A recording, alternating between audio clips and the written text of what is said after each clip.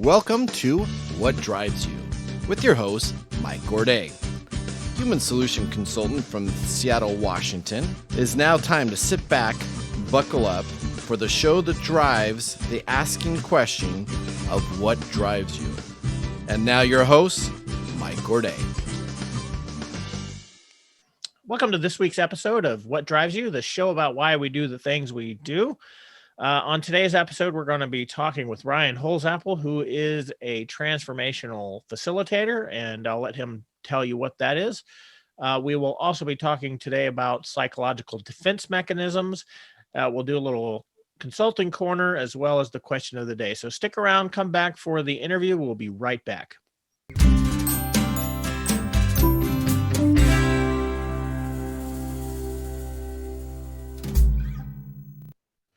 And welcome back to What Drives You, the interview. Today I'm with Ryan Holsapple, who is a transformational facilitator.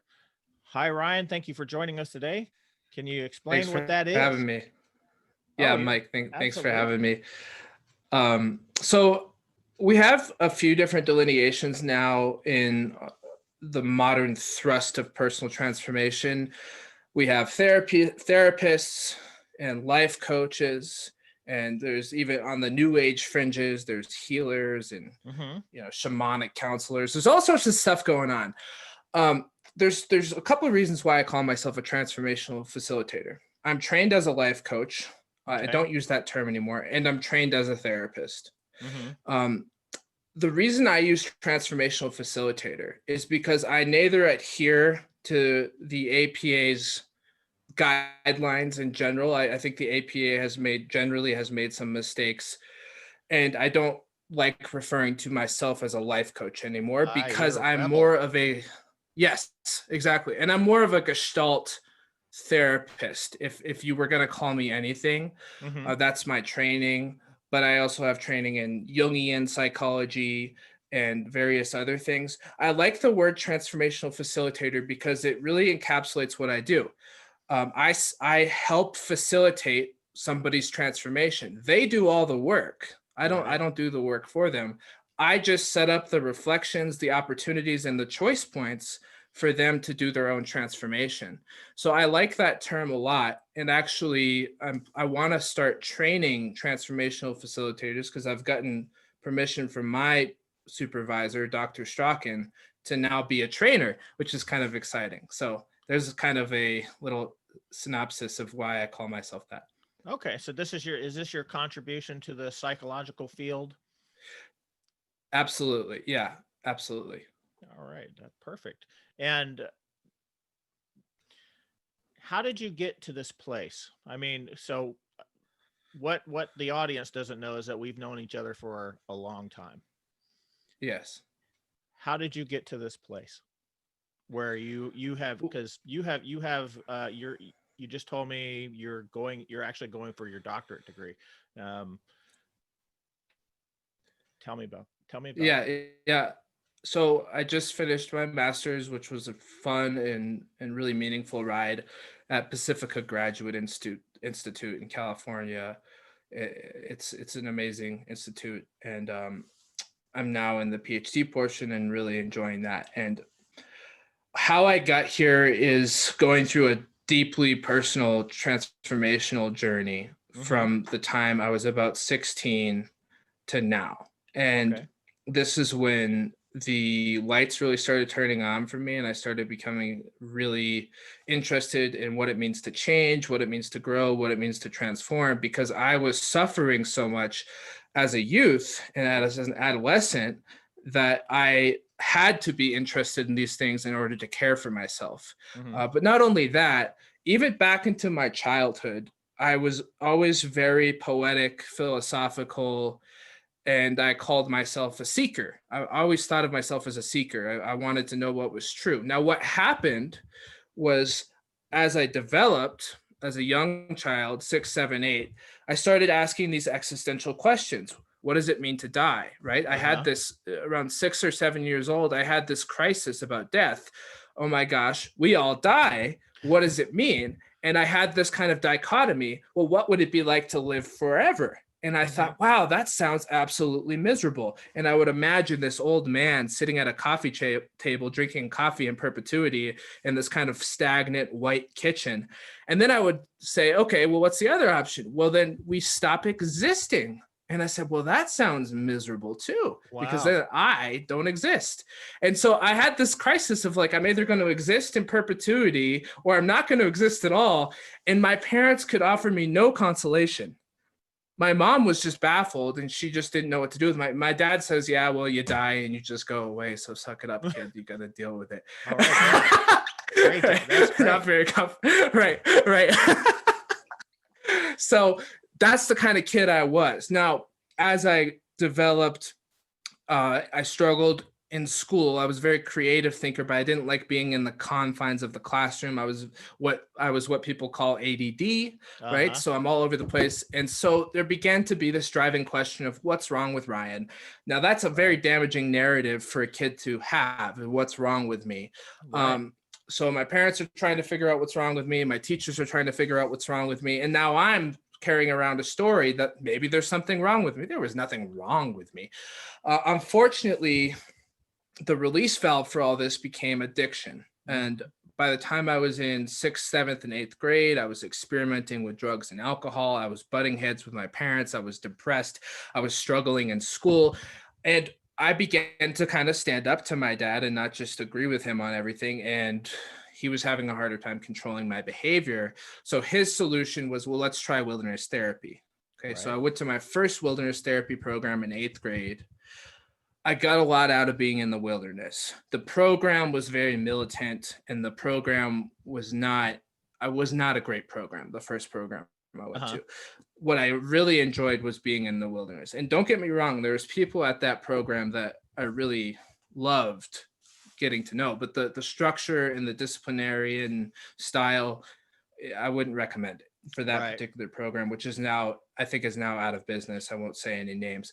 I came back for the summer and right after 8th grade, and I started drinking and smoking again and doing all the things that I wasn't supposed to be doing. And then I went off to boarding school, but it wasn't a therapeutic boarding school. It was just a regular boarding school.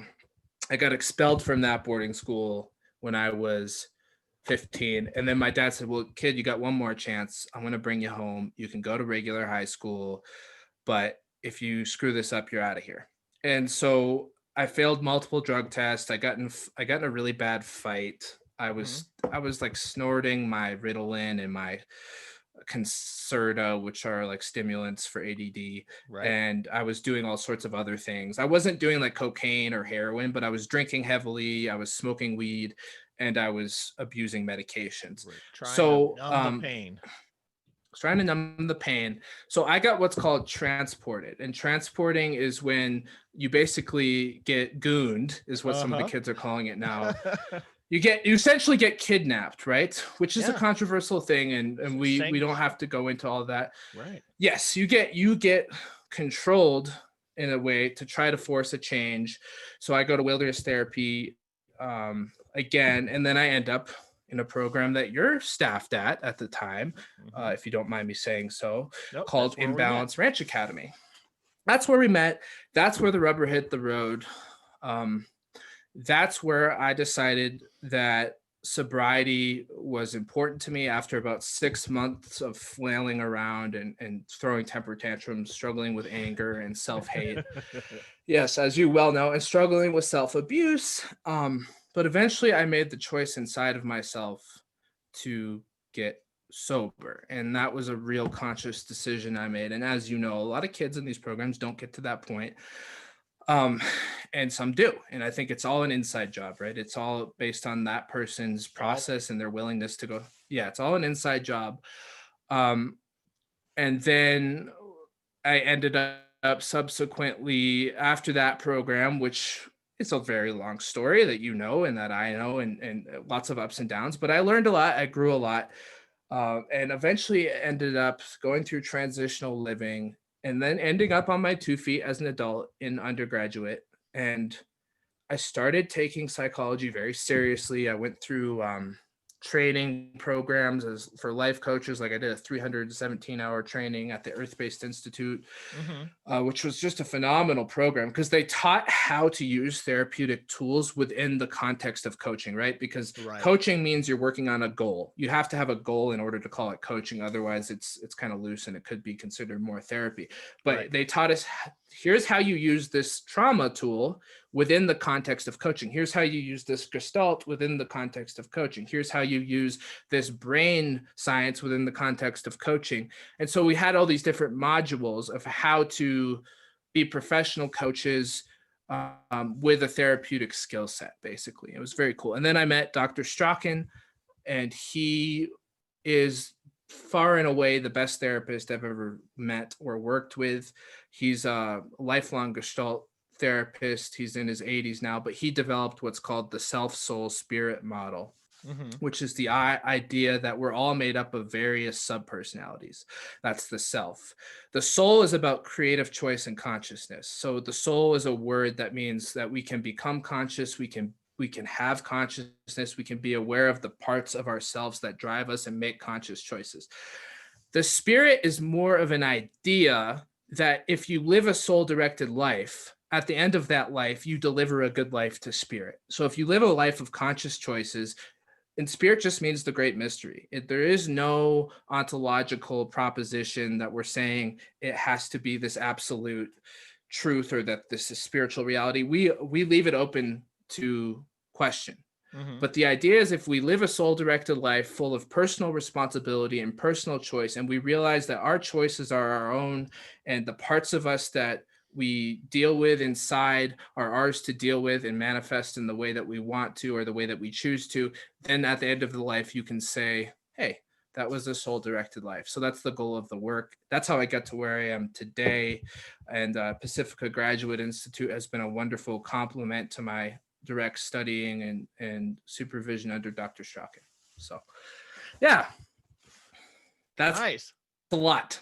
Yeah, that is a lot. I know. I had to figure out a way to tie that up. Yeah, no, that's all right. That's all right. What do you think, what do you think you got that for? Basically, what drives that? What drives that need? Did you get your existential answers through this about process? death? Yeah. From that 6 No, I have actually. I think that 6-year-old kid is still driving me because I'm still seeking to rectify, what does it mean to be human? And I've actually become somewhat of a phenomenologist. See, I don't like making metaphysical claims I can't prove. I like dealing with the present moment, and I like using sciences, whether it's neuroscience, genetic science, or applied science, whether through therapeutic techniques or whatever it might be, that interweave a philosophy that's cogent and understandable based on what is observably true and can be stated without having to go into unknown areas that we can't state as true. So in essence, what I'm trying to say is I'm open to the idea of an afterlife. I'm open to the idea that it's very real and that it's very meaningful and it's very important. I'm also open to the idea that for whatever reason, that might not be the case and that we're living in a strongly hallucinatory reality where we can convince ourselves of these things that might not actually be true. So I'm very open, and that's kind of existentially scary because we actually feel better as humans when we take a strong stance one way or the other. Yes, we do. Right. But I strive to be more intellectually honest and say, I don't actually know. Now I know that the spiritual seeker in me has aspirations that the soul is eternal. And I'm aware of that proclivity, and I'm aware that that's very important for me to live as if that's true. So and I'm very imaginative too. I don't poo-poo the imagination. I pray, I meditate, I visualize, I have conversations with whatever you might call angels or guides or whatever, because I view those as phenomenologically useful tools.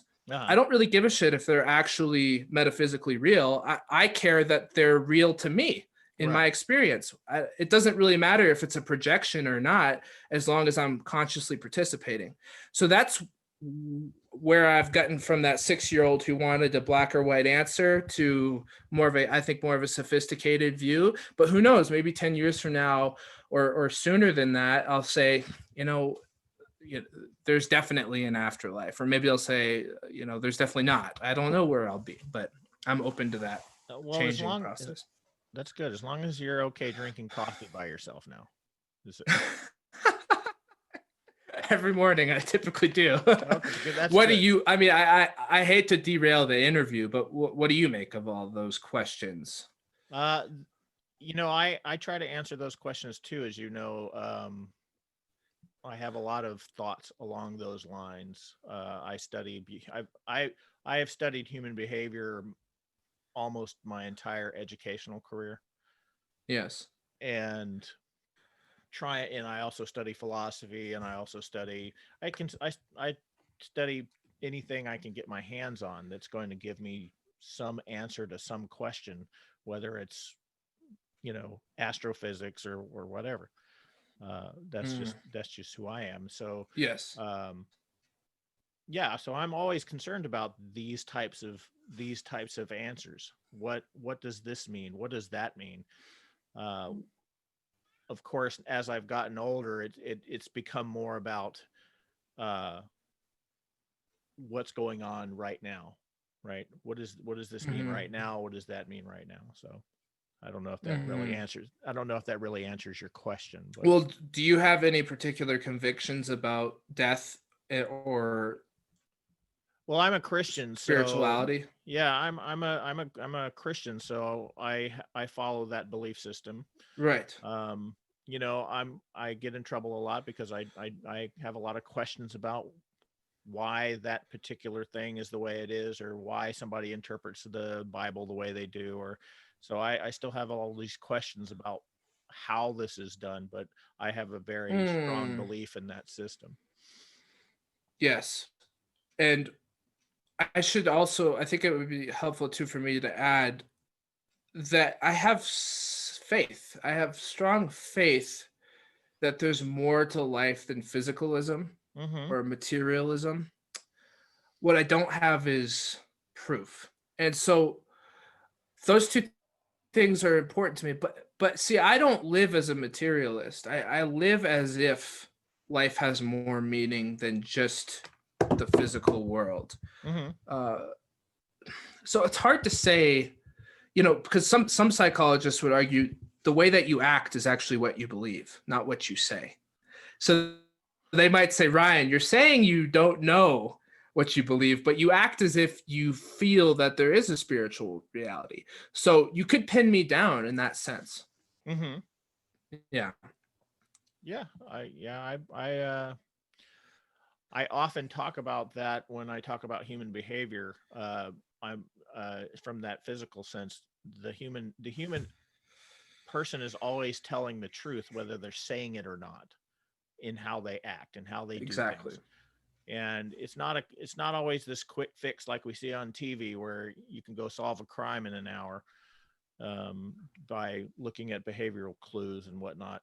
But everybody is always telling the truth at some point. And it doesn't matter how much we lie to ourselves. It doesn't matter how much we lie to everybody else. We are all telling the truth, and we all suffer. We all suffer pain, rejection, abuse. We have all suffered, and it's how we take that, internalize it, and then externalize it, which creates our world. Yes. Yeah. So unraveling that's how I do my stuff. I call myself a human solutions consultant. And that's how I try to unravel what's going on with somebody, is looking at all those pieces and pulling on those threads and finding out, okay, what's this? What about that? Right. So it's beautiful. Yeah. Can I brag about you for a second? Sure. So Okay. you were incredibly helpful when I was dealing with anger, and you were sort of an anger management guru of sorts, in my view, Uh-huh. because what I learned from you is it is okay to have anger. It's what you do with it that counts. Mm-hmm. And it's how we respond to our anger and how we learn to be mindful around our anger that can be the difference between an unmanageable life and a pretty satisfying life. And we spent a lot of hours, whether it be talking or in groups, we spent a lot of time going over those issues. So I could strongly vouch for your human solutions ability. Why, thank you. I Yeah. appreciate that. I do Yeah. often remember our conversations and some of the books that I recommended and some of the odd things that we did. Yes. Yeah. Absolutely. So I certainly appreciate that endorsement. Yeah, you got it. So where is this going to take you then? Yeah. Well, right now I'm teaching group workshops and working with clients one on one and podcasting and philosophizing and psychologizing, thinking a lot and writing. So I would like that to be a continuation. I'd love to write some books at some point. I would love to teach more widely. I'd love to teach groups all over the place and give them some tools for personal transformation. Very experiential work. It's not just pedantic going over lecturing, but it does include those basic informational necessities. Mm-hmm. So yeah, I'm all about giving people a sense of connection and meaning where they can find a source within themselves that's Mm-hmm. generative, creative, and capable, and is able to be aware of the different parts of who they are and make the most meaningful choice possible based on that awareness. So that would be a continuation, a lifelong goal of mine is to continue that work and perhaps to write a book or several books that outline some of the importance of this work. And that's why I do make a delineation between phenomenology and other forms of knowing, other forms of understanding the universe, because I think it's something we can all agree on is regardless of we might have different beliefs. You know, I might believe in this spirituality, you might believe in this religion. That's fine. But like what can we agree on as a basis for our humanity is, well, this we have experiences and those experiences are real for us and those experiences are wired into our brain through our circuitry and those experiences are also formatively controlled by our gene expressions, Mm-hmm. and we're all unique and we're all similar because we're all human. So we could all agree that regardless of what's actually literally true, we have this other area of truth that is the truth of our experience. And Carl Jung would argue that in essence what really matters is how we experience life. Yeah. What is objectively true is all well and good, but it doesn't mean anything if we're not having an experience that's connected. Right. So, and that comes from the philosopher Immanuel Kant, who Mm-hmm. said, you cannot know the thing in itself. So, if you imagine our bodies are hyper specified to perceive reality in a very particular way, but the reality that we perceive is not the raw matter that exists. The reality we perceive is through our capacity to filter through it. We only see, for example, 0.33% of the light spectrum, something Right. around there. So the point is, there's a lot out there, but our experience is very specific, Yes. and that matters. It matters what we experience. Yeah, and that kind of is why why we can say reality is what it is because it really is just an agreement between people. Yes. So we can't really prove that it exists. We just know that we have an agreement that it exists. Yes. Exactly. Yeah. Yeah. Yeah. Yeah. So okay, well, um, Any final thoughts there? We're running out of time.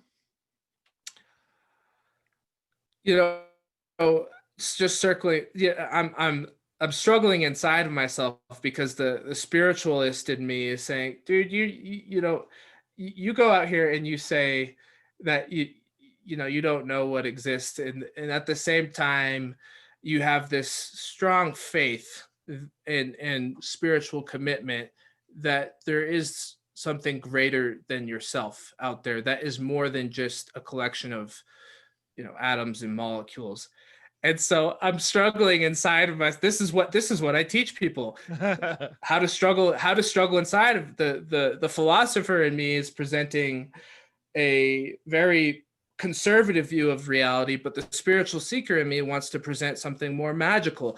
And so I'm doing two things right now. I'm expressing the conflict that's in me, but I'm also showing your listeners the work that I do with people is exactly along these lines. We identify the opposing opposites inside of ourselves, and we have to learn how to alchemize those opposites or converse with them so that there can be a transcendent, emergent, meaningful reality that's more than just this conflict, which just continues to create suffering. And one of the things that I think Piaget taught in his cognitive learning theory was that we don't learn linearly, we learn in leaps and bounds. So we go from this to this. We jump in these huge spurts of transformation.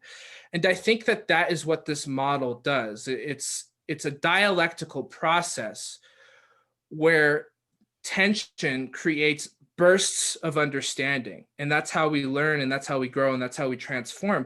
So Dr. Strachan often says, all I do is put people at war with themselves.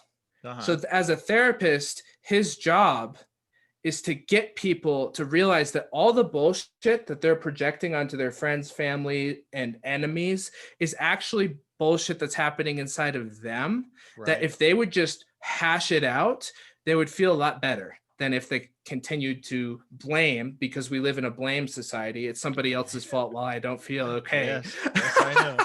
So there is in my typical fashion, there is a meandering last piece to offer there that you might have many threads you could pull out of that distinct subjects. Yeah, we might leave that for another day.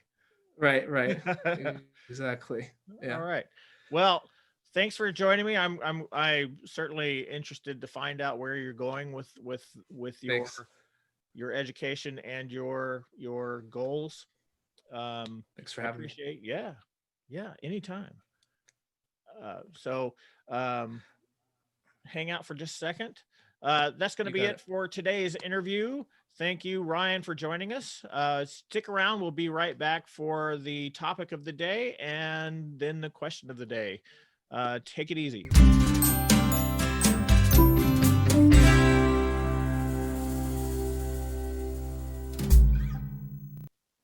And thanks again for joining us, Ryan, and appreciate your time. Today, we're going to talk about psychological defense mechanisms. Last week, we talked about cognitive biases, and I mentioned that this is one of the psychological defenses that your mind throws up. We're going to talk about ones that we more know readily. It's something that's been around for a lot longer than cognitive biases. So the system, the mind, is a tricksy thing, and it serves to protect us. And one of the ways it does that is through these little psychological defense mechanisms. Everything that we do goes back to that very first part that I talked about in episode 1. It goes back to whether it's serving pleasure or serving pain. And the mind wants to stay away from pain, and it wants to seek out pleasure. So it creates, and this is how partially it creates our reality. When we talk about psychological defense mechanisms, we're talking about a function of the mind that tries to keep you from pain. And we know probably the one that comes to everybody's mind is the first one. We hear it all the time, and that's denial. Denial is a way of denying reality or facts because the truth of those, or what we perceive to be the truth of those facts or that reality, is painful. And we talked a little bit about this in last week's show when I talked about the cognitive bias of confirmation bias. Confirmation bias is the ability to accept evidence that supports our beliefs and completely deny evidence that contradicts it. This is just a form of denial. So denial is actually a part of this cognitive bias that I talked about last week. Denial is often regarded as we hear this more often in the realms of addiction and people who are alcoholics. But denial is something that happens every day. We're seeing it in the news when we talk about people who are denying COVID or denying the efficacy of vaccines or things like that. Anyone that has a denial system in place, which we all do. Okay, I'm not pointing any fingers here. We all have this issue.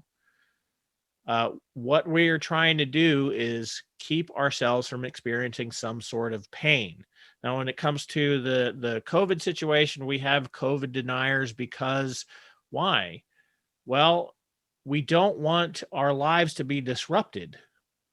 We want to be able to not be afraid. And one of the ways that we can not feel afraid is by denying what's making us afraid. So if I have a panic response or I have a fear response, which is normal and natural in these situations, because why? Because there's no certainty here. I talked about that in the very first show, I believe. That's one of our greatest fears. And anytime we have a fear, we actually experience pain. So we have this system, we have this thing, this monster that has disrupted our entire lives, and it continues to disrupt our lives, and it has permeated every part of our lives, which is not a usual thing. It has changed everything. We can't go out to dinner like we used to. We can't go to movie theaters. We are isolating ourselves, so we can't do the things that are natural to us that we want to do. We need human connection, and some of us are isolated, and we can't get that. It's spiking all this uncertainty, and we're having all this uncomfortableness and fear. And one of the ways that I can deal with that fear is by denying its existence and saying, I'm just going to live my life and do what I'm going. There's no such thing as COVID. You people are stupid. We need to get back to normal. We can't let this thing beat us, blah, blah, blah. That's one way that denial works. It's a mechanism in our brain that just doesn't want to deal with the reality or perceived reality because of the pain it elicits in us. But it's as simple as when we get bad news. Someone comes up and says, hey, I think your dog just got hit by a car. The first thing that's going to go through your mind is, no, that's not possible. My dog is inside, or something similar. We don't like change. Change is scary for us. So we have this in place to help us put that off. And it can be so deeply in us that we never get out of it. If you've heard of the 5 steps of dealing with death or grief, the first one is always denial. Some other ones that you may have heard of or is not as well known as denial is repression, and that's when something gives us enough pain that we forget it. We repress it. We try to get it out of our conscious brain. You can relate that to denial because in actuality it would be a form of denial, wouldn't it? So your brain is actually hiding the information from you. Instead of you having to deny it, it just simply erases it. and in effect it pushes it down so that you can, forget memories. You can get rid of unsavory thoughts and things like that. Another one that you may have heard of is called projection. I know I've talked about a projection a few times in the show. And is that when we feel uncomfortable about something, we will project that onto other people. So if you've ever heard things like things that you don't like about yourself, you project onto other people. That's one way of doing it. There's also, so if you don't like somebody, instead of feeling that, or instead of accepting that responsibility of not liking somebody, you may put that on them. You may say that they don't like you, and then that confirmation bias will kick in, and it will find the evidence that they don't like you, so that you can justify your feelings. So projection is a very common thing in relationships. When we start pointing fingers at each other, a lot of times when we do that, we start blame shifting. We're really just projecting our own discomforts onto that other person. Another one that is common is displacement, and that is moving emotional responses from one place to another. It's most commonly seen with when you have people in positions of authority and they do things that you're angered by. You generally don't take it out on that person. We actually take it and move it to someone that we feel less threatened by. And often that's our friends, our spouses, our significant others, our pets. That's where that sort of issue comes from, because I can't deal directly with that authority figure in what way, shape, or form, and I feel insignificant, or I feel pain because of that, of my own lacking. I can then take that and show somebody that I know I have superiority over, and get my feelings out. And this is one of those things that happens in a lot of abusive relationships. Again, these are very simplistic views of complex systems, because a lot of this stuff is going on all the time, and they're combining, and there's complex connections. So these are simple examples. Another one is called regression. And regression is when something that we feel threatened by, or is too much for us, we will actually regress in age. We will go back to a more younger state, an earlier stage of development. This is very obvious in children, of course, but even adults do it, especially when we get panicked about things. When we panic and our limbic system shows up and starts taking over, we can regress to an earlier situation, or an earlier way of dealing with it. So an adult throwing a temper tantrum is a very good example of regression, because they're not handling it properly. They're just going off. And we see that a lot more often than we should. One of the ones that I find one of the most fascinating ones is called reaction formation. And reaction formation is the flipping of negative feelings for something. So if I hate my father, and I know that that's socially unacceptable, or not acceptable in the family, or however, and that creates a lot of pain for me, I flip that and I dote on him. And we might think of that for a moment. We might think that that's a more positive strategy, but it's not, because what we're doing is simply hiding our real feelings from a person, and we are treating them in a very passive way. So we are unconsciously flipping the script and treating them as if they're better human beings or whatever it is. We're certainly not treating them in any authentic manner. One that a lot of folks are, I don't know if they're good at it, but we see a lot of this. It's called intellectualizing. And that is a way of where people try to remove emotion out of uncomfortable situations. You can think of this as going robotic, or I've heard it described as going robotic, or going, or what's that term that somebody told me? It was, I think they just said, I'm roboting right now. So the pain and discomfort is so much that instead of feeling our feelings, we repress those, and we try to intellectualize the situation. And then we just try to use logic or facts or something to explain the situation or to get us through the situation. An example of this would be that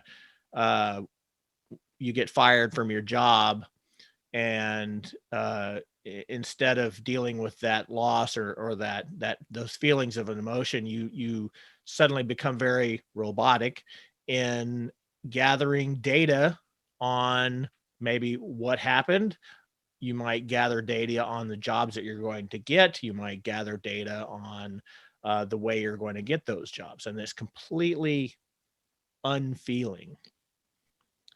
Now, another one that's similar to this is called rationalizing.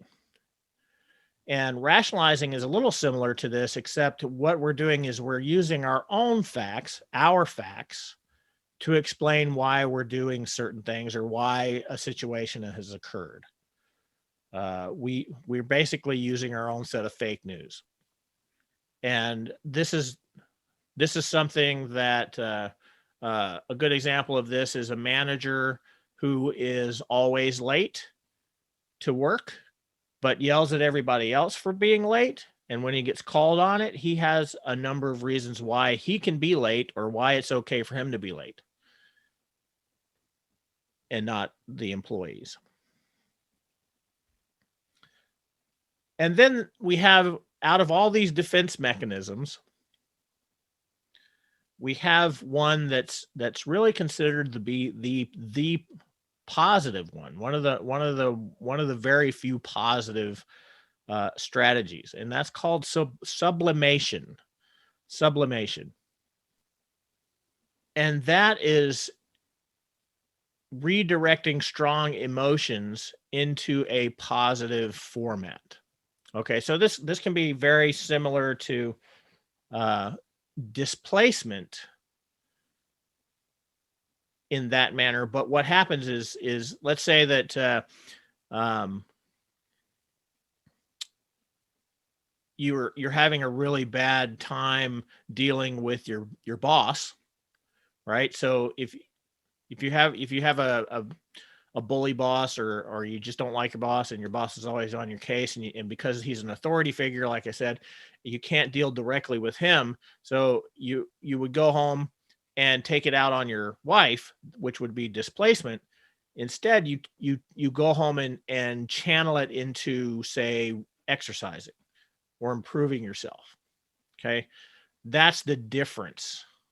It's actually changing the negative emotion into a positive outcome rather than shifting one negative to another negative. And that's really one of the most healthy ways of dealing with negative emotions and pain, is by sublimating. So those are just a few of the self-defense mechanisms that we have. There are many others, cognitive biases being one of them. And it's just one more set of skills that your brain uses in order to keep you out of harm's way. And that harm is often because we perceive that. It's not because of any actuality of harm existing. It's just that we perceive threats. And that's how this kind of complex system sets up and gets pretty weird. because the perception of an event is what causes the issues that we react to. It's generally not the event itself. In stress terms, stressful situations are, say, 20% event, 80% perception of the event. And that comes again from our belief systems and our perception and the way we transfer that energy through our filters and all this other stuff. Your brain then wants to protect you from that system of perceptual lensing. And so it creates these things to help you get through them. The whole idea is it helps you not deal with that pain right away. And it's not always effective. In fact, in today's modern society, a lot of these just lead to more pain. But the brain doesn't understand long-term situations. All it understands is right now. Right now, I have to do this. So it doesn't think in 2 minutes I'm going to have to be doing this. It's just saying right now I have to do this. And when 2 minutes later it's still going, we have to do this right now. That's why denial can be such a deep-rooted thing, because we're constantly engaging it. We're constantly upping the stakes because we don't want to, and over a long term, that starts getting us into trouble. And generally speaking, that's how we get out of things like this. We learn how to start dealing with the situation and dealing with the pain, because regardless of whether we've denied it, repressed it, displaced it, or whatever, it's still in there being undealt with. And this is one of the reasons how the psychology field has come about, the therapy field, because we hide this stuff so long that it creates problematic behaviors in our lives. It creates long-term depression. It creates toxic anger syndrome, toxic masculinity. It just, the list goes on and on. And so we have to start peeling these apart, parsing these out into little bits and trying to understand where they came from. So that's one of the reasons why I'm talking about understanding this kind of stuff, so you can start thinking about this. Because again, our number one tool for dealing with our issues and our problems and everything is our conscious mind. Because it is only our conscious mind that can dig into the unconscious system that resides behind the veil to change things. And we can't do it directly. That's why coaches, consultants, therapists, that's why these are very important pieces of a well-rounded individual's life, is because a lot of times we cannot do it ourselves, because we cannot fix something we cannot see. And you can say that's another defense mechanism, that denial is that we do things so long that it's so normal for us. So if I am a very anxious person normally, that means my range of anxious reactions is normal to me, whereas everybody else is going, oh my God, what are you doing? Why are you doing that? And we take that feedback and we're like, there's nothing wrong with me. I'm okay, because you've lived that way. And because you can't step into their position because of that system, that egocentric system.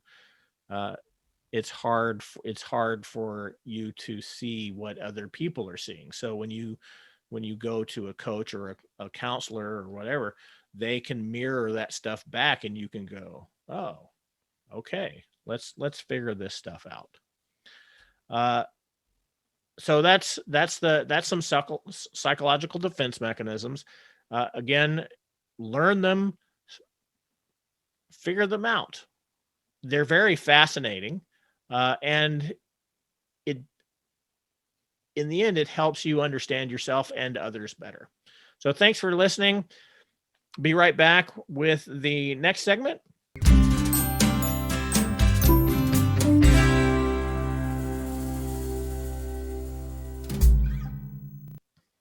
Okay, welcome back. Well, this new segment that I have used once already, we're calling it the consulting corner. This is when we're dealing. This is when I'm dealing with, when I'm helping somebody work through an issue. Usually, it's around some sort of stagnation where somebody is stuck and they can't get out.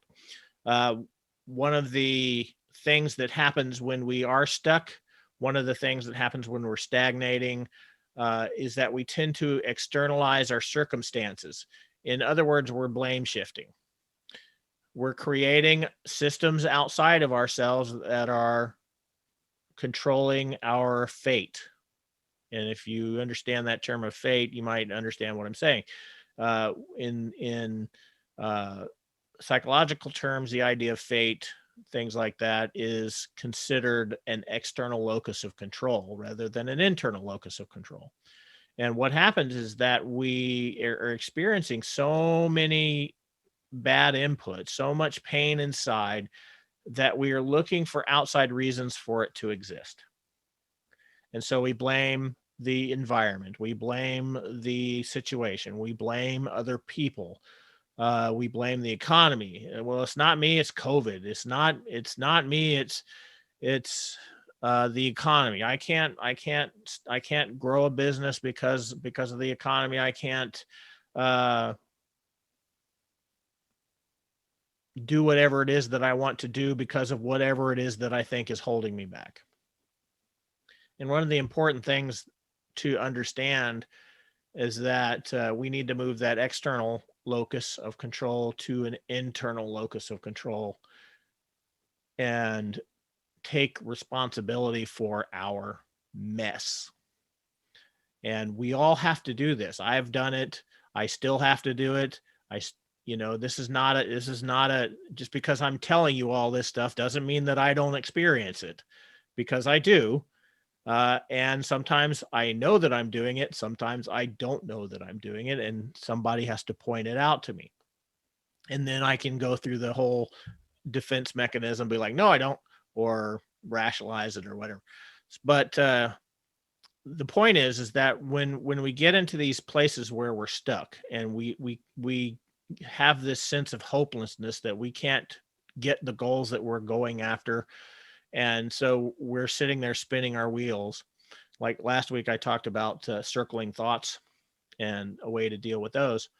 Uh, a way to deal with all that is to just make everything your responsibility and just admit that you're there in that place because of your actions. And it's really, really uncomfortable. I'm not going to lie. It's one of the biggest pains you're going to have to face, because it's very hard for us to accept responsibility for our own pain.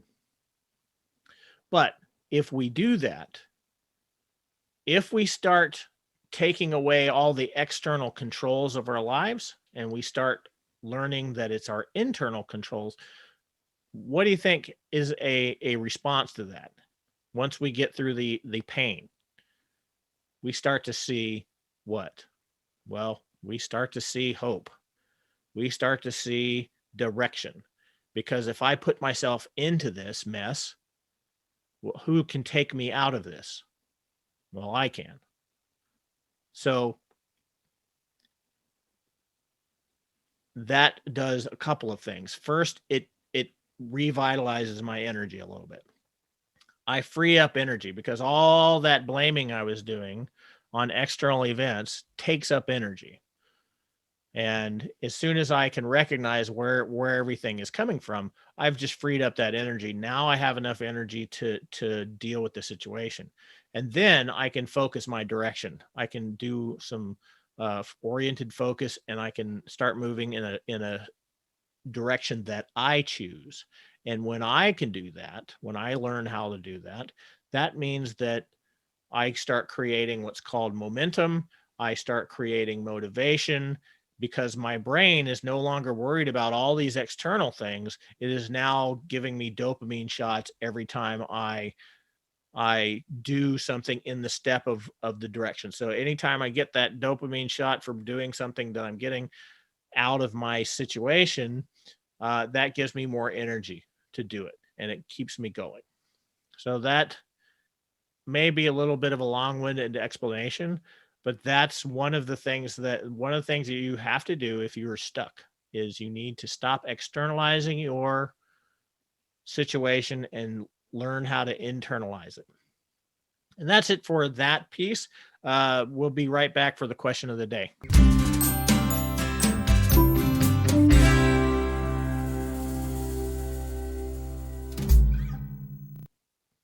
And welcome back.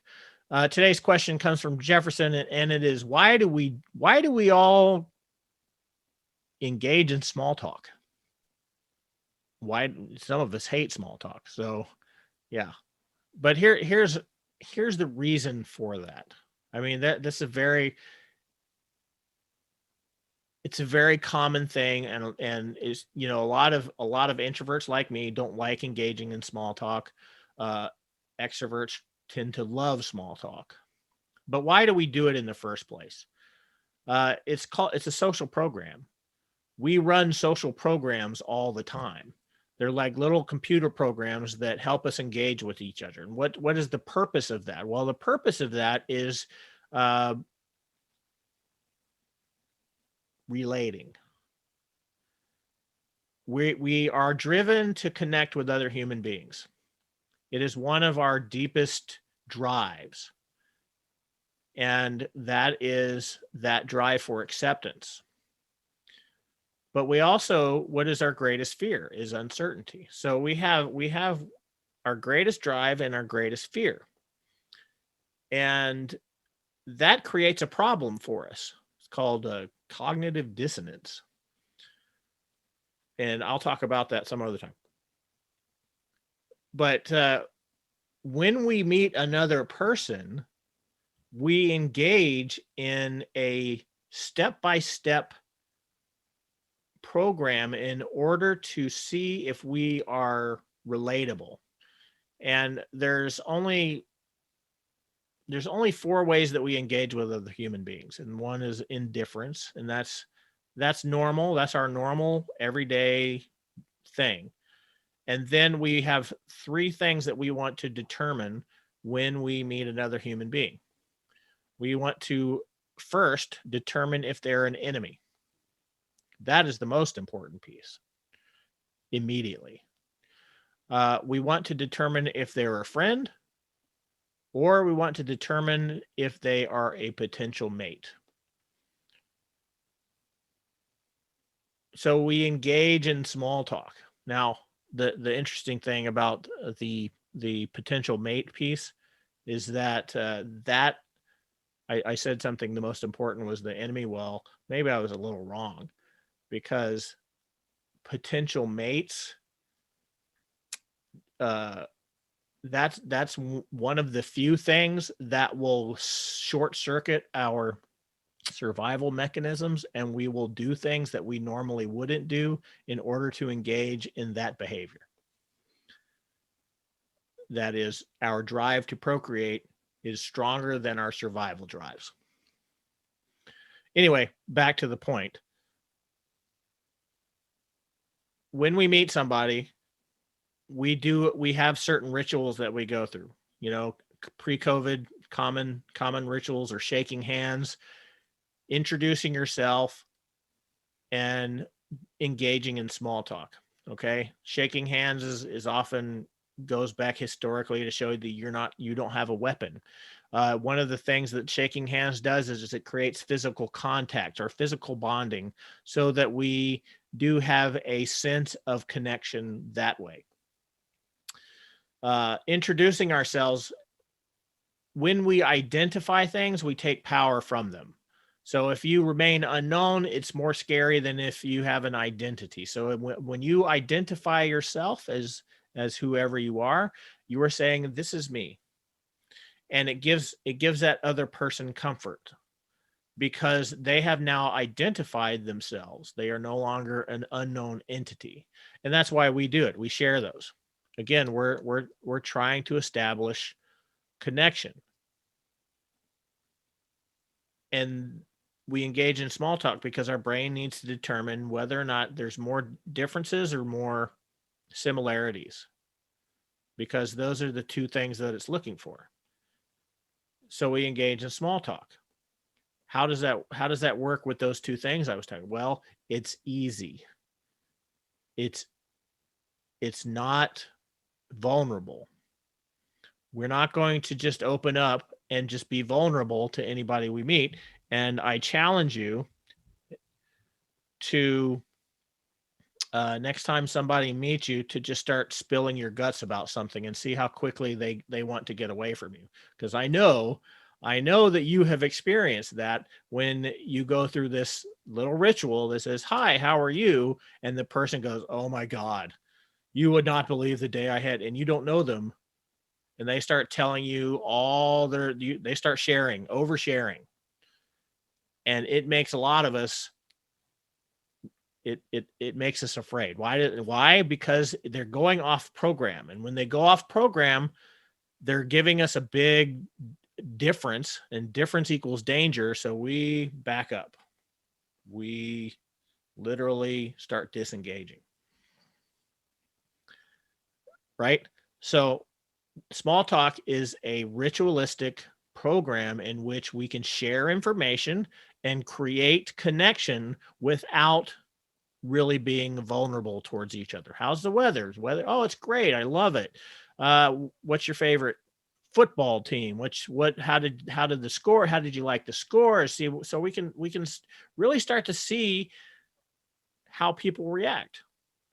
Oh, great weather today. Oh man, I hate this weather. I can't wait to get back to Alaska where it snows all the time. That's one of the reasons why we do that, because these are all little simple things that we can talk about. So I know I'm not a big small talk person. It really, there are many people out there that it drives us crazy, because it most likely is because we want to get to more substantial connections. But that's why small talk exists. And the way you pose the question, I think it's because you probably don't like it, and I understand that, but that's why we do it. So in case you're out there, you might want to utilize that, because it makes the other person feel comfortable normally. Okay, so that's it for today. Thanks for joining us for today's show. We look forward to seeing you next week. Again, please send me your questions. If you have any question on any of the topics that I've talked about, or if you have questions on if you have a question about what anybody's doing, just send me a question to mike@whatdrivesyou.net. And have a great week. We'll see you next week. Bye-bye.